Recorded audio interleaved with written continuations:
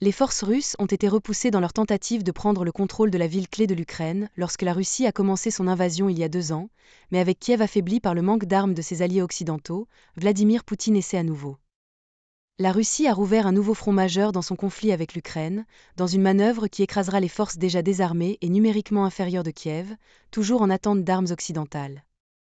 L'armée russe a déclenché un déluge d'artillerie et de frappes aériennes tôt samedi matin, tandis que les troupes au sol tentaient la plus grande incursion dans le nord de l'Ukraine, une zone qui partage une longue frontière avec la Russie. Des combats féroces ont éclaté tout au long du week-end dans divers endroits, le long d'une bande de 72 km de la frontière dans la région de Kharkiv.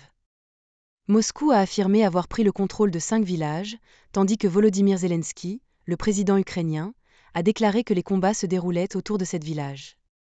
En signe de la gravité du défi, l'Ukraine déploie des forces de réserve pour aider à repousser l'attaque russe et un commandant de haut rang a été désigné pour diriger l'effort. Le timing de l'attaque ne pourrait pas être pire pour Kiev, et c'est apparemment pourquoi la Russie a décidé d'agir. Les troupes russes gagnent déjà du terrain lentement dans l'est de la région du Donbass, se rapprochant du sommet de la colline de Chaziv-Yar. Si cette forteresse ukrainienne tombe, elle donnerait aux troupes d'invasion un point d'appui pour frapper plus facilement dans le reste du Donbass, mettant en danger des villes clés comme Kramatorsk. En intensifiant les attaques en direction de Kharkiv, la Russie pourrait contraindre les commandants ukrainiens à détourner les ressources de l'Est vers le Nord, affaiblissant ainsi leur ligne de défense dans le Donbass, qui est déjà en difficulté. Rendant la situation encore plus critique, les retards dans la livraison d'armes et de munitions supplémentaires par les alliés occidentaux sur le front ont laissé les forces ukrainiennes exposées.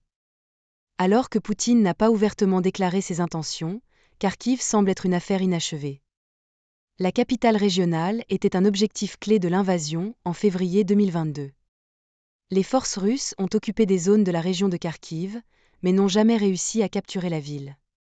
Une contre-offensive ukrainienne à la fin de l'été 2022 a repoussé les Russes.